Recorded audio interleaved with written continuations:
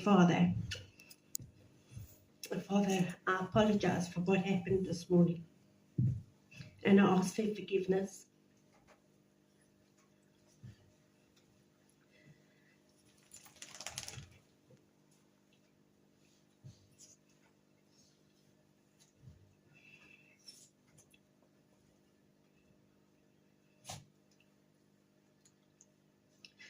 Father, I do not ask for forgiveness for my actions, Father, but I ask for forgiveness in that which happened this morning.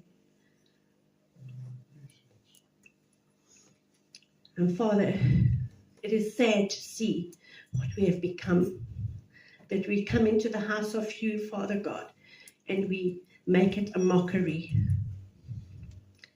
in things that we do, in things that we allow. And I ask for your forgiveness for that, Father. Father, as children of the Most High God, we need to set an example in everything that we do, in the words that we say, in the actions that we have. And Father, I pray that you would raise us up as strong soldiers in your army, Father God, to proclaim the truth and not allow mockery to come into our presence. And I thank you for that, Father, in the name of Yeshua. Father, this morning as we come before you to open the word, to sup at your table, I pray, Father God, that that which goes out will be pleasing to you, Father. And Father, I pray for open hearts this morning to hear and ears to hear this morning. And I thank you for that, Father, in the name of Yeshua. Amen.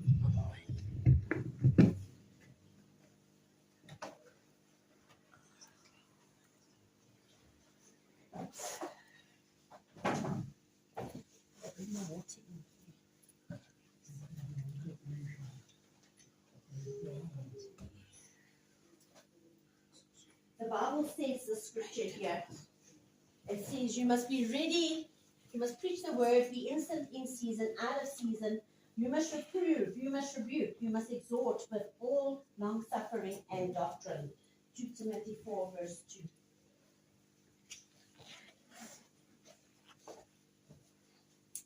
And this morning, after what just happened, and I will hold myself partly to blame for that. As someone who's been asked to stand on this pulpit while Pastor JP and Pastor Martha and Ricardo and Agnieszka are not here, it is my job to see that things are run in an orderly way and smoothly. And so that's what the prayer was for this morning. We have become too comfortable and we have allowed things to creep in amongst us. And people are allowed to do as they please and not respect the presence of God. And that is what I had to ask for forgiveness for this morning. And I should have put a stop to it immediately I saw it. And it wouldn't have been necessary for other people to have then came and done something about it. So that is what I've apologized for. And as much as I feel like just closing the Bible and going home now, this scripture reminds me that we must be ready in all seasons. So when we don't feel like it, when we feel perhaps a little bit like a fraud,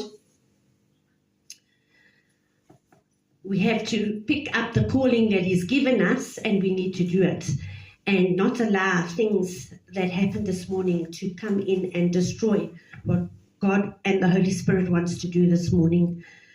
So on Friday night, we shared a little bit about special scriptures that each one of us had, scriptures that have meaning to us. And I mentioned as we were talking, I mentioned something about how we have been made for a time like this. And so I want to share with you from the book of Esther and the story about Esther. So if we go to the book of Esther, En Penny, jy gaan vir my lees, né? Ja.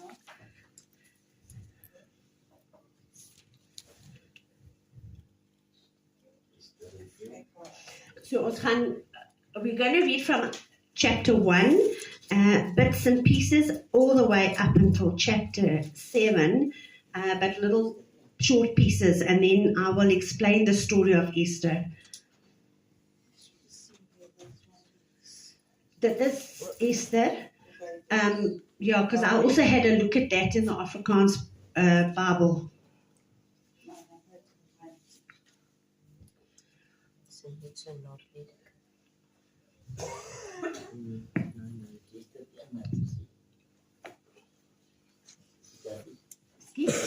Hoofstuk 1, ja. Okay, so Penny, we're going to read from chapter 1, and we're going to read, I'll read the English and then you can read the Afrikaans. So verse 1 says, Now it took place in the days of Ahasuerus, the Ahasuerus, hy was die koning, who reigned from India to Ethiopia over 127 provinces. So jy kan dit lees?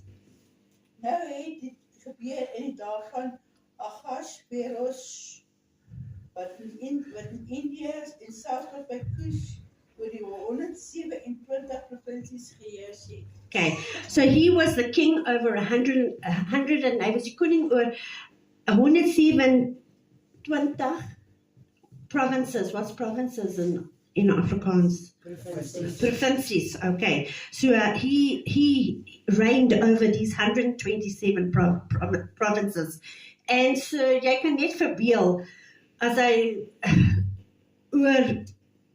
if he reigned over 127 provinces, this man must have had lots of riches.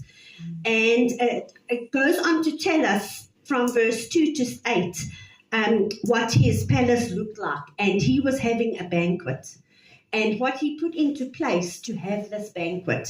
So it was very luxurious. In verse 9 of chapter 1, Queen Vashti, sy vrou se naam was Vashti, Queen Vashti also gave a banquet for the women in the palace which belonged to the king. And on the 7th day, when the heart of the king was merry with wine, he commanded Mehumun, Bitsa, Harbona, Bigta, Abagta, Sitar, and Carcass, the 7 eunuchs who served in the presence of the king, to bring Queen Vashti before the king with her royal crown, in order to display her beauty to the people and the princes, for she was very beautiful. But Queen Vashti refused to come at the king's command, delivered by the eunuchs. Then the king became very angry, and his wrath burned within him. 9 tot 12 dae op Penny. Vashti die koningin het ook in 'n groot fees vir die vroue in die koninklike huis van koning Ahasveros gehou. Op die 7de dag, toe die innerlike van die koninklik vrolik was van die wyn, het die lyfknegte Mehuman, Bizta, Harbona, Bigta, Abagta en Sitar en Carcass, wat in die teenwoordigheid van koning Ahasveros gedien het, beveel om koningin Vashti met die koninklike kroon voor die koning te bring, om haar skoonheid aan die mense en die prinse te wys, want sy was mooi om na te kyk.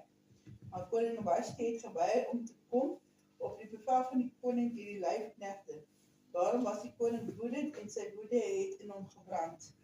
Okay, so now this Queen Vashti, she refuses to come before the king, and the king and his men, they're all saying, well, she's refusing to come before the king.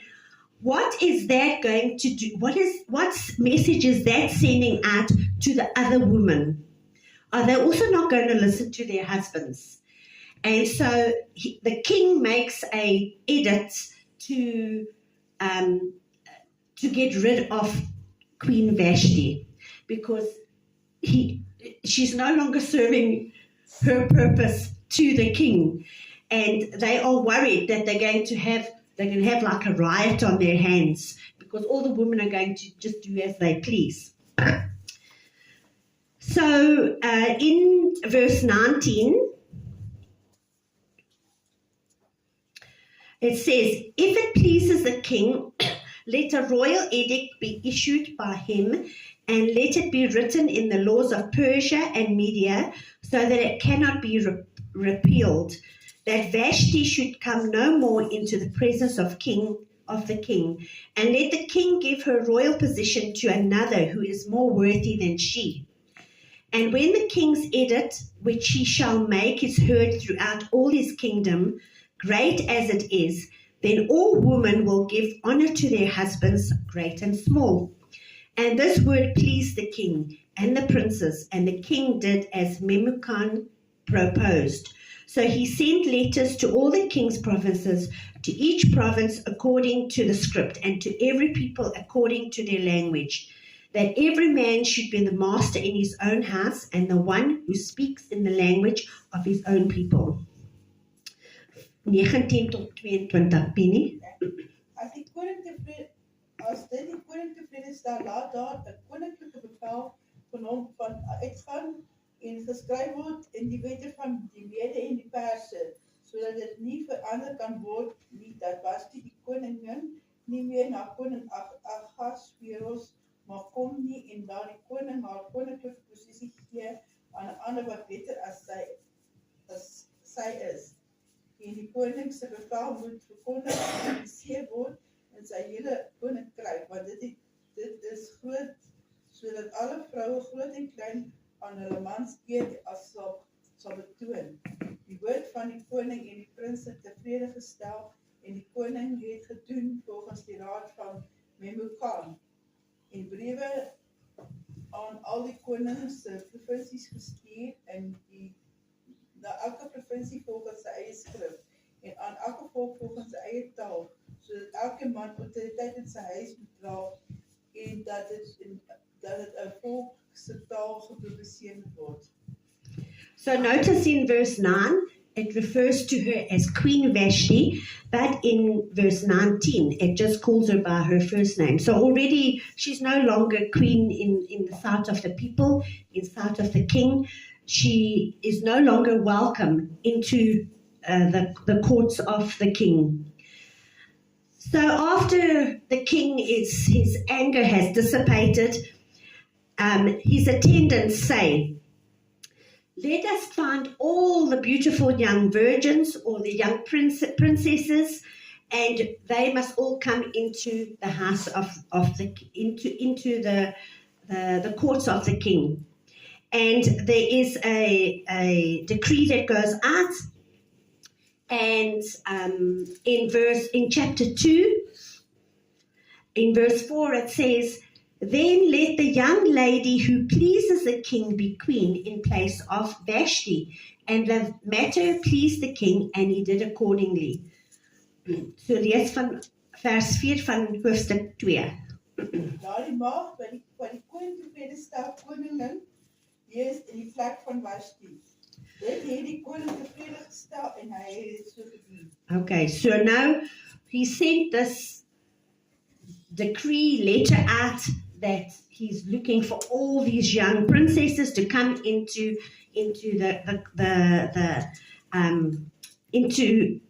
the courts, and he's now looking for a new wife and a new queen.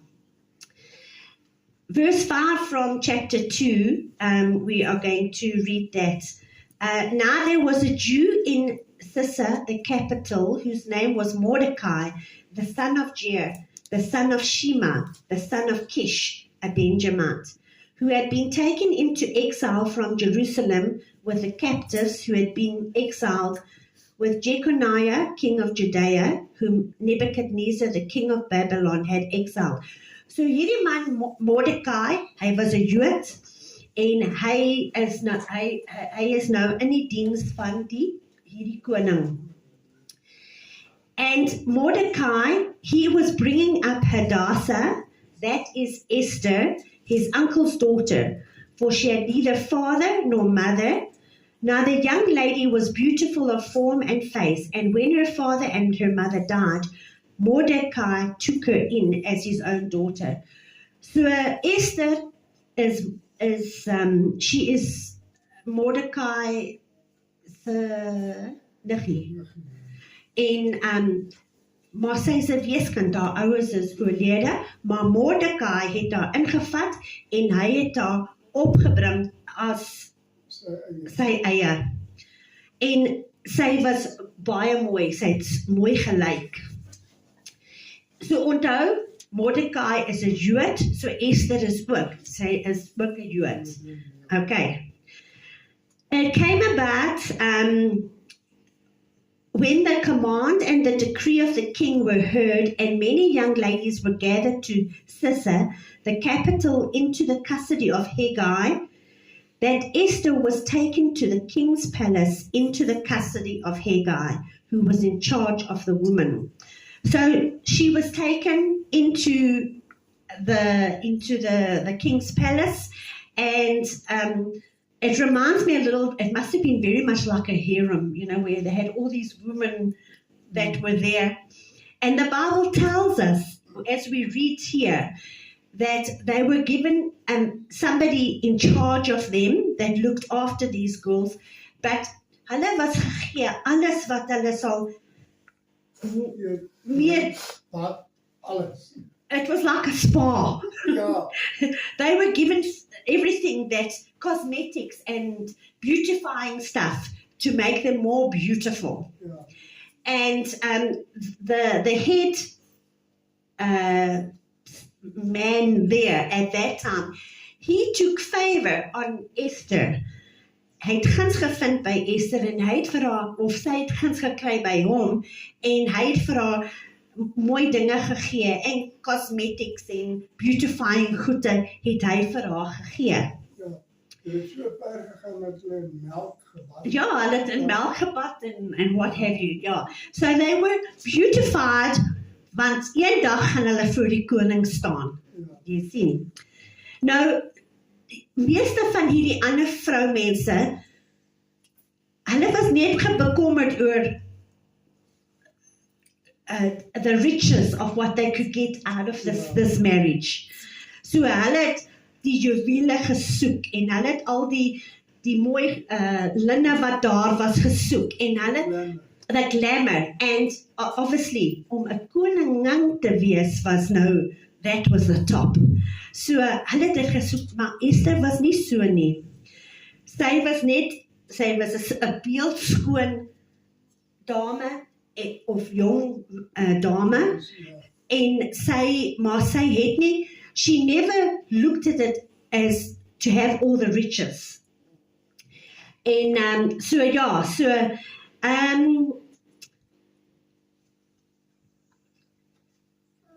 vers 10 van hoofstuk 2 sê die volgende: Esther did not make known her people or her kindred, for Mordecai had instructed her that she should not make them known. So haar neef Mordecai het vir haar gesê, as jy hierso ingaan, jy moenie vir hulle sê, jy's 'n Jood, of die Joodse mense is my mense.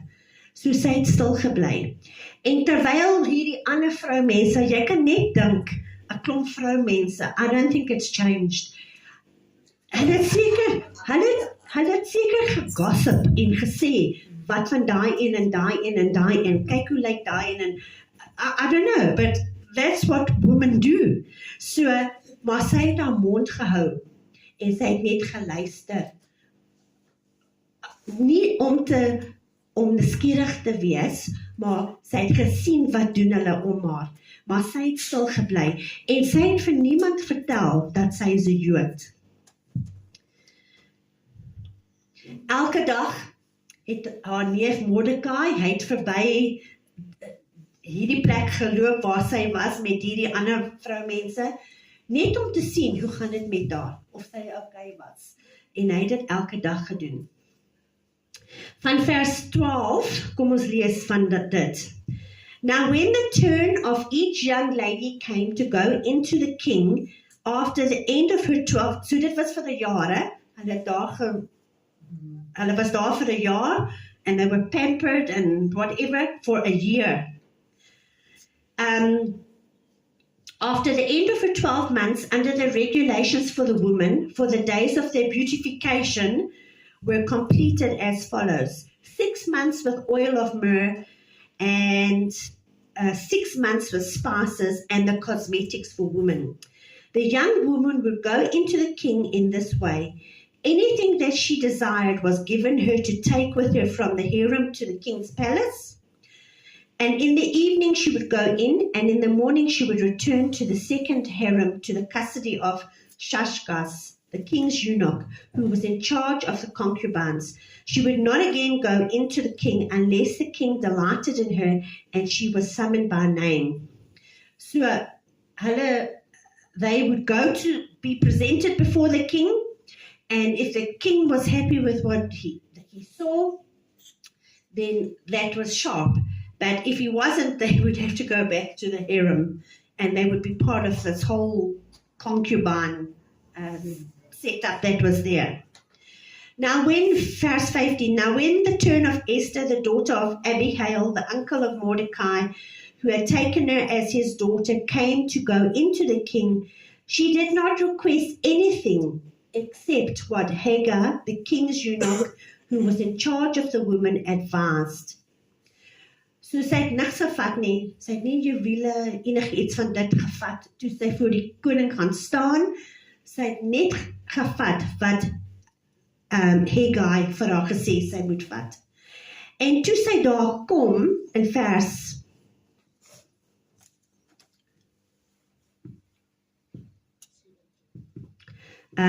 17, en laat ek net ook sê dat hierdie in vers 15, when it talks about how she didn't take anything in, sy het guns gevind by almal. Dit sê, die Bybel sê, she found favor with all. Sy het guns gevind by almal. So Esther is taken before the king, and in verse 17 it says, and the king loved Esther more than all the women, and she found favor and kindness with him more than all the other virgins, so that he set the royal crown off her head and made her queen instead of Vashti. So sy het nou voor die koning gekom, en sy het guns gekry by die koning, en sy was nou die nuwe koningin, en hy het die kroon op haar kop gesit. En hy moes dan 'n groot partytjie gehad en daai tipe ding. In dieselfde tydlyn sit Mordecai voor die hekke van die paleis, en he overhears a conversation. And in this conversation, they have plotted to kill the king. En Mordecai, hy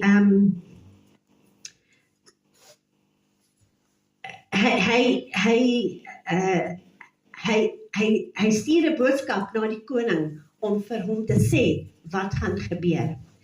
En ons lees in 21, hoofstuk 2 van vers 21. In those days, while Mordecai was sitting at the king's gate, Bigtan and Teresh, two of the king's officials from those who guarded the door, became angry and sought to lay hands on King Ahasuerus. But the plot became known to Mordecai, and he told Queen Esther, and Esther informed the king in Mordecai's name. Now when the plot was investigated and found to be so, they were both hanged on a gallows, and it was written in the book of Chronicles in the king's presence. So, hy het vir Esther vertel, nie vir die koningsman. Hy het vir Esther vertel, en sy het vir die koning vertel, wat is hierdie plot? Hulle gaan nou, iemand gaan jou doodmaak. En dan het die koning dit, of ek verbeel dit was die koning, maar iemand het dit daar geskryf, in the book of Chronicles, that Mordecai informed him about this plot. maar let wel, dis al wat daar geskryf was. So daar was nie 'n beloning vir hom gegee. Dit is net daar geskryf. En die lewe het aangegaan. So, die koning het nou 'n man wat vir hom werk, en hierdie man se naam was Haman. En in hoofstuk 3 vers 2, ons lees, all the king's servants who were at the king's gate bowed down and paid homage to Haman. So, almal, hierdie man het gedink hy is die bee's knees, en as hy uitgegaan het, daar was nou gesê, almal moet neerbuig voor hom. En Mordekai het gesê, hy gaan nie neerbuig voor hierdie man. En hy het gestaan. En dit het hierdie Haman so kwaad gemaak. Hy sê, almal buig voor my, maar hierdie man, hy wil nie voor my buig. Maar hy het geweet, hulle het nou nie geweet Esther was 'n Jood, maar hulle het wel geweet Mordekai was 'n Jood. En hierdie man, hy wou nie sy eie hande op Mordekai sit. Nou luister wat sê dit in hoofstuk 3 vers 6. But he disdained to lay hands on Mordecai alone, for they had told him who the people of Mordecai were. Therefore Haman sought to destroy all the Jews, the people of Mordecai, who were throughout the whole kingdom of this king.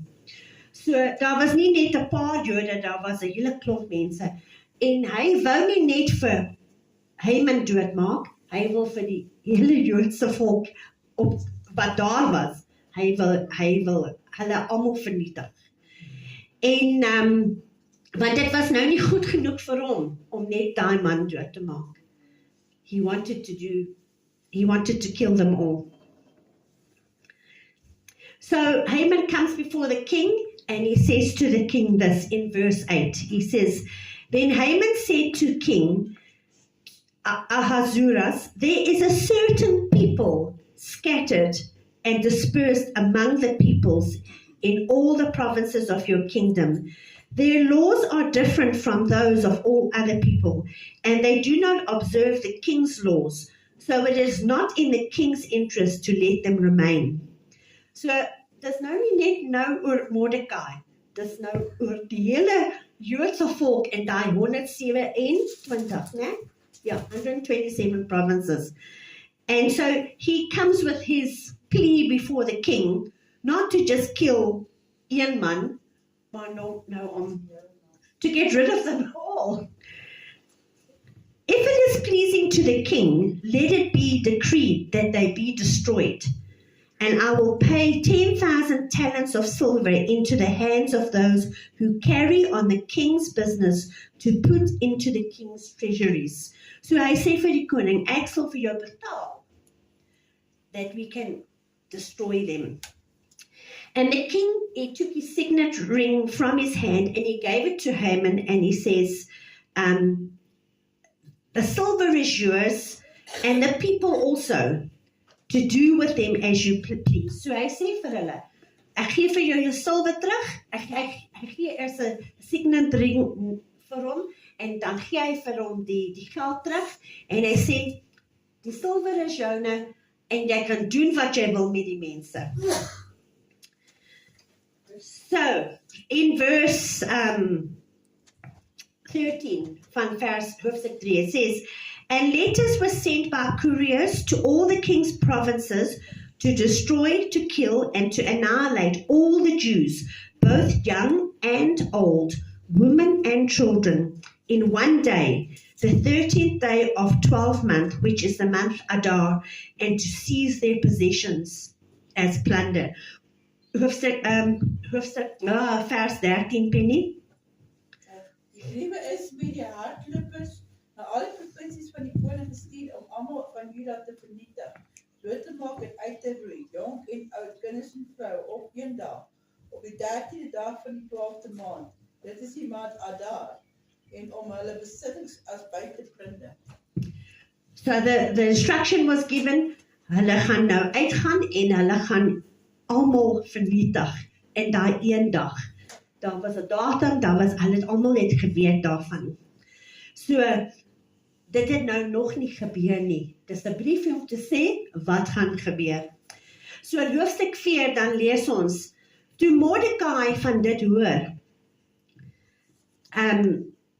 hy het sy klere van homself afgeskeer, and he put on sackcloth and ashes, and he went out into the midst of the city, and he wailed loudly and bitterly. He went as far as the king's gate, but he could not enter the king's gate, because he was clothed in sackcloth. Vers 1-2.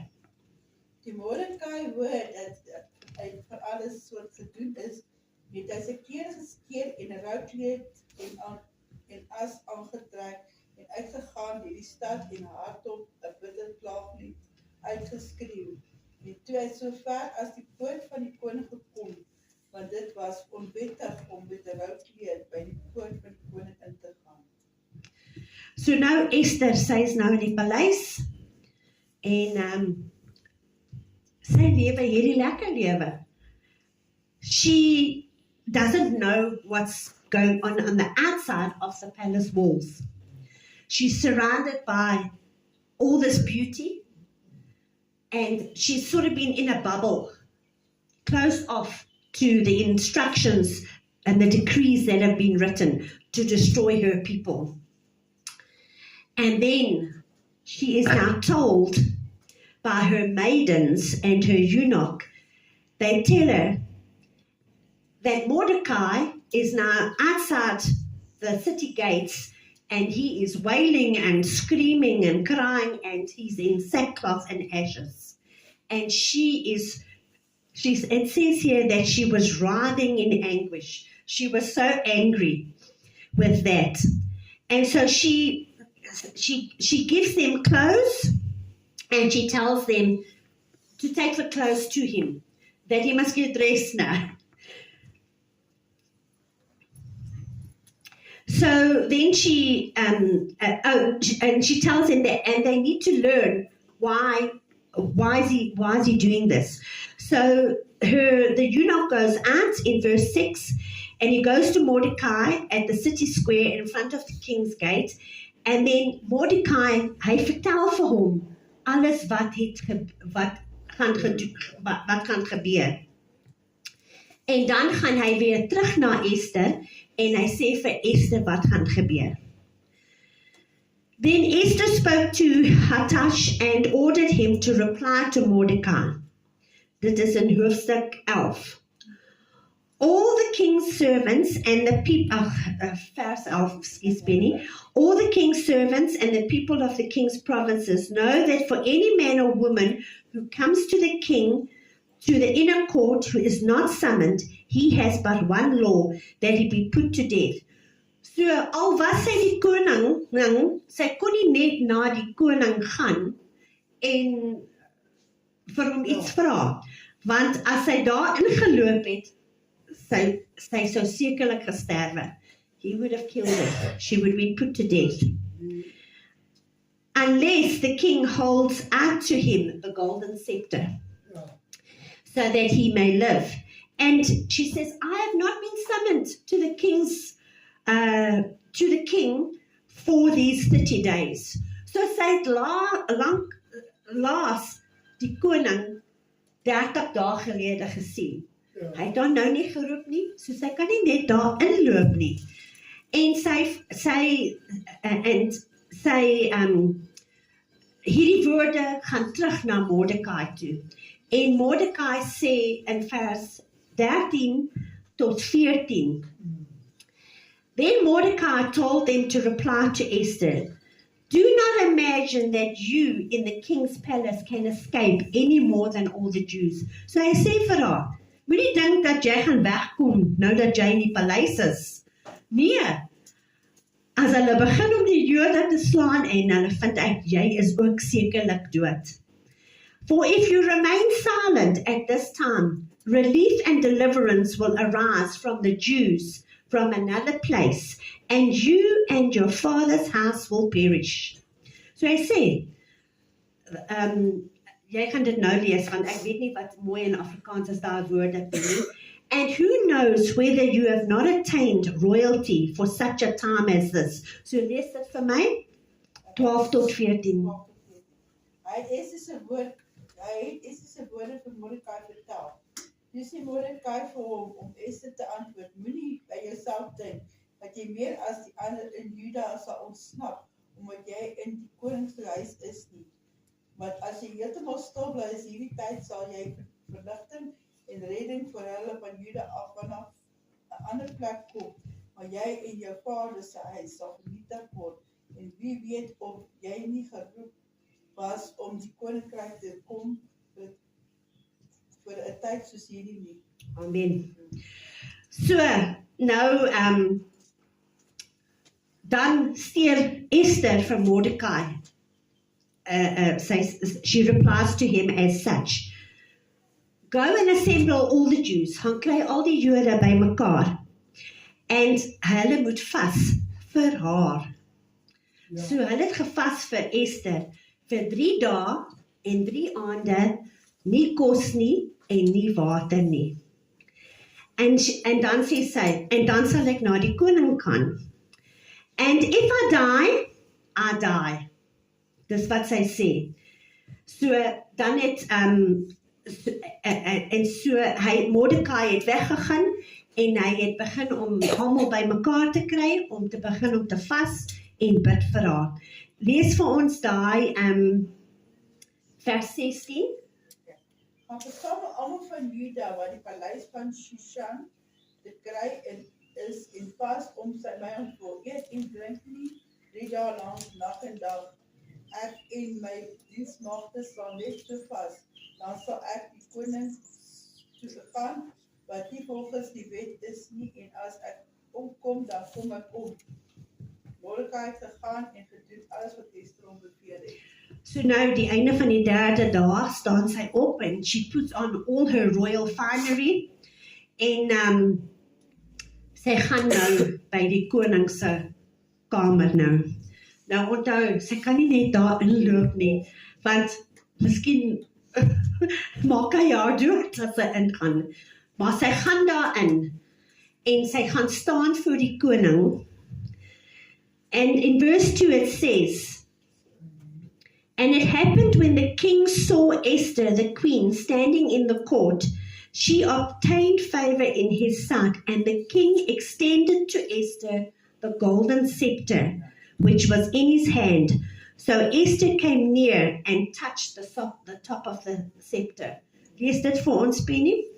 Toe die koning vir Esther die koningin in die hof sien staan, het sy guns in sy oë gevind, en die koning het die goue scepter wat in sy hand was, na Esther uitgesteek. Esther het nader gekom en die bokant van die scepter vasgehou. En dan vra hy vir haar, wat pla jou, my koningin? Hy vra vir haar. En sy sê, sy wil graag 'n ete voorberei vir die koning en vir die man Haman. En sy berei voor hierdie ete. En die 2 van hulle kom daar by hierdie ete. En Haman is in die ete en die koning vra weer vir haar, wat wil jy vra?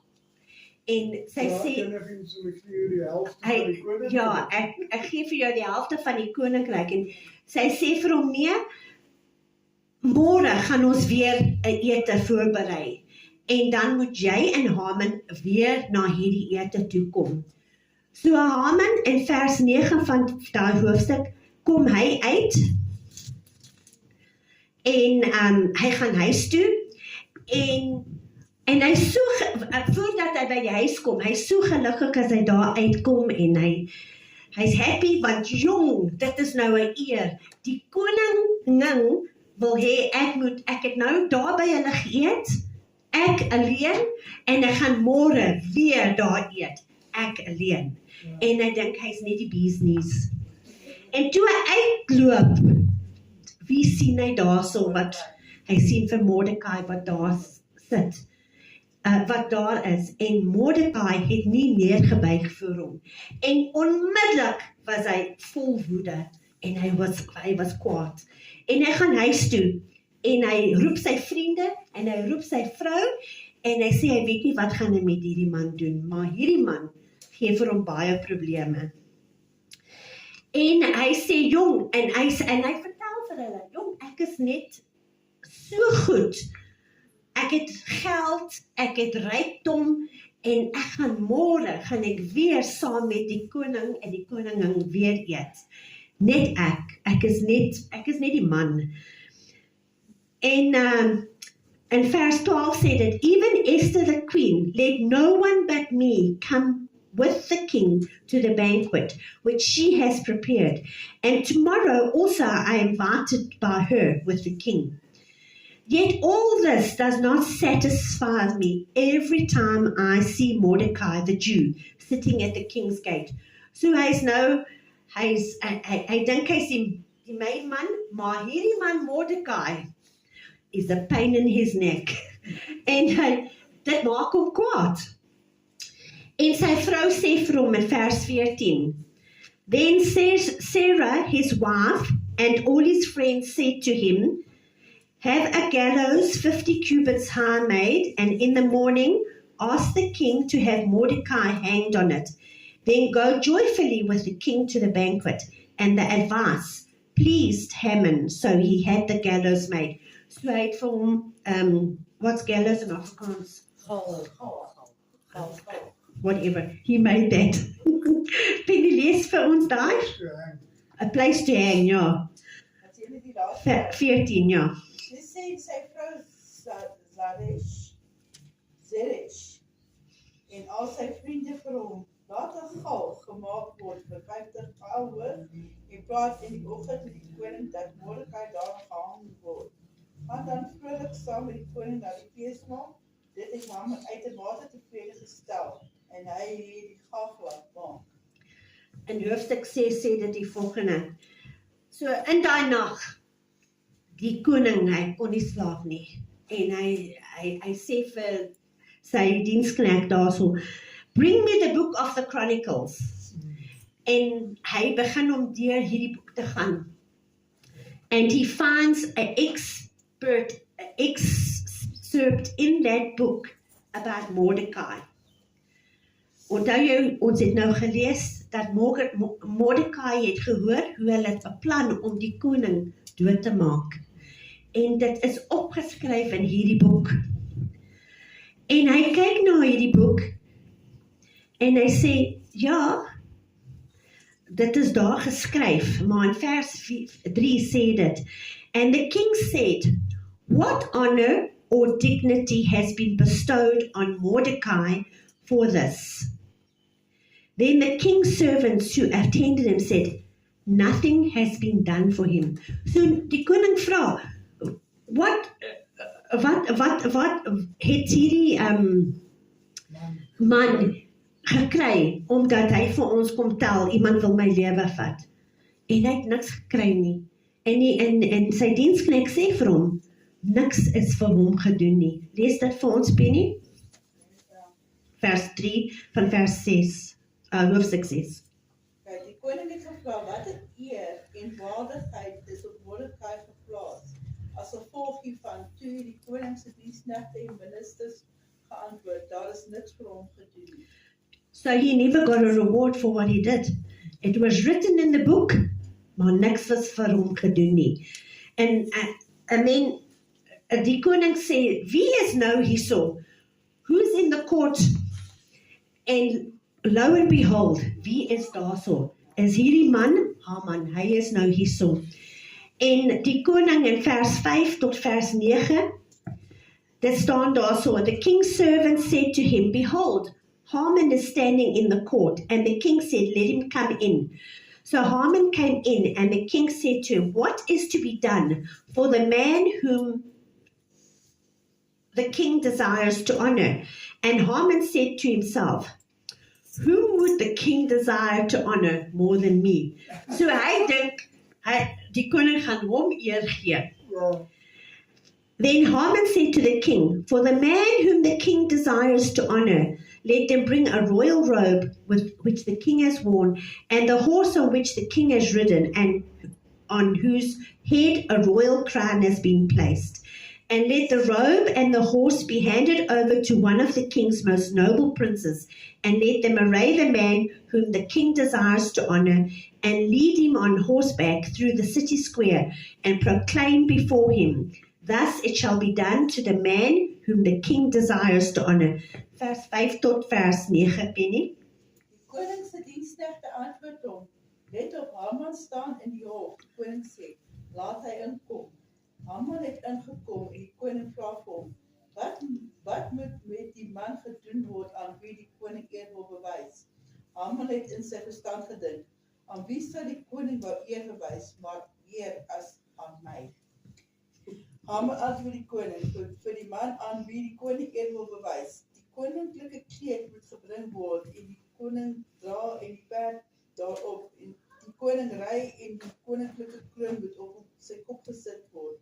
En hulle moet die kleed en die perd afgee in die hand van een van die edelste prinse van die koning en hy moet die man aantrek aan wie die koning eer wil bewys en hom laat op die perd van hom rondneem en die stad en voor hom uitroep. So sal dit gedoen word aan die man aan wie die koning eer wil bewys. So you finished, eh? Ja. So, onthou jou dat pastoor JP het altyd, hy het 'n storie vir ons vertel van, as ons daar by die hemel gekom het, en dan sê Yeshua, hy vra vir die pastoor, wat het jy vir my gedoen? En die pastoor sê, ek het dit gedoen, en ek het dit gedoen, ek het duiwels uitgedryf, en ek het wonderwerke gedoen, en ek het dit gedoen, en ek het vir die arme mense kos gegee, en ek het alle soorte fancy dinge gedoen. En dan kom 'n ou ou blikkie, as 'n kroon, en hy gee dit vir hom. Ja, En dan kom 'n ou vrou wat daar agter gesit het, en sy kom in, en sy kry hierdie mooi kroon, en dan sê die pastoor, maar hoekom het sy dit gekry? En ek het nou hierdie ou blikkie kroon gekry. En dit herinner my aan so ding, dat partykeer dink ons, 'n persoon is groot, maar hulle is nie eintlik groot nie. En dat God kyk na die hart van 'n mens. En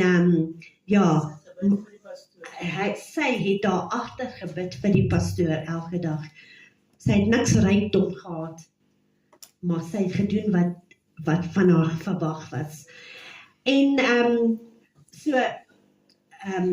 Haman moet nou uitgaan nou, en hy moet nou vir Mordecai, he must put the robe on Mordecai, hy moet hom op 'n perd sit, and he has to lead him through the town, and because he's being honored by the king now.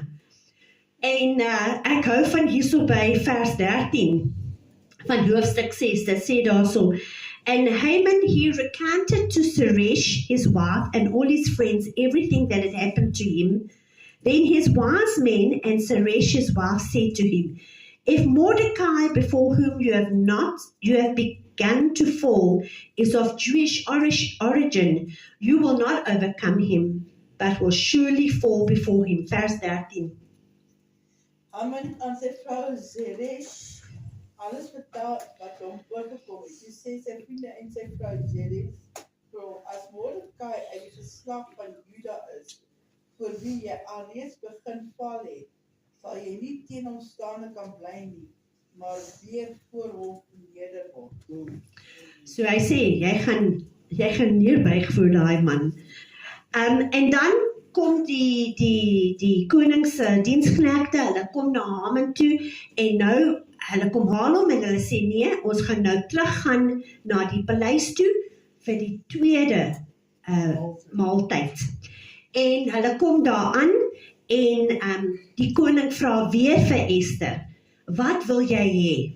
En Esther in vers 3 sê, then Queen Esther answered and said, if I have found favor in your sight, O king, and if it pleases the king, let my life be given me as my petition, and my people as my request. En sy kom en sy sê vir hom, ek is 'n Jood. and the decree that you've sent out, it's going to kill me. En maar sy sê, ek is 'n Jood, en my mense is Jode. En and dan in hoofstuk 4 said that, for when we have been sold, I and my people, to be destroyed, to be killed, and to be annihilated. Now, if we had only been sold as slaves, men and women, I would have remained silent, for the trouble would not be commensurate with the annoyance to the king. Then the king asked Queen Esther, who is he and where is he who would presume to do this? En die koning vra vir haar, maar wie wil julle nou doodmaak? En dit kom uit dat dit is hierdie Haman wat hy die storie begin en hy wil hulle dood hê omdat een man nie voor hom wil buig nie. En op die einde van daai hoofstuk, vers 9,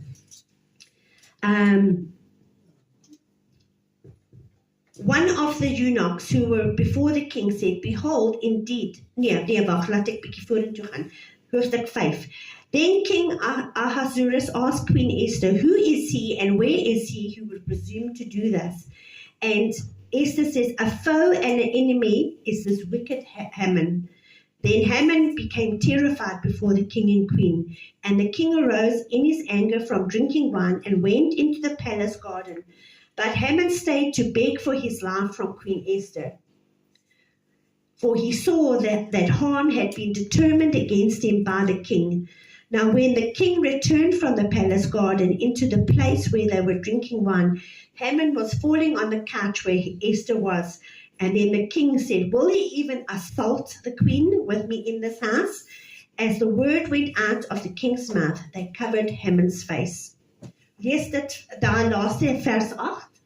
Haman het op die rusbank neergeval waarop Esther gesit het, en toe die koning uit die tuin van die paleis na die saal van die wynfeesmaal terugkom, het die koning gesê, wil hy oor die koning voor my die huis oorheer? Soos die woorde uit die mond van die koning gekom het, het Haman se gesig bedek. And the same gallows that Haman built to hang Mordecai, Haman was hung there. Dit was reg vir hom en hulle het hom net daar gehang. En ja, so dit wys net vir jou, 'n mens moet wees, partykeer is 'n mens in 'n plek waar jy moet wees vir daai tyd, vir God se doel om in jou lewe plaas te vind en in ander mense lewens plaas te vind. Dit herinner my aan daai skrif in Jeremia. It's where God said, it says that the plans and his purposes God knows. He knows the plans and the purposes for your life. So moenie dink jy's net hierso vir geen rede nie. Elkeen van julle is iets werd. En elkeen van julle, daar is 'n plan en 'n doel op jou lewe.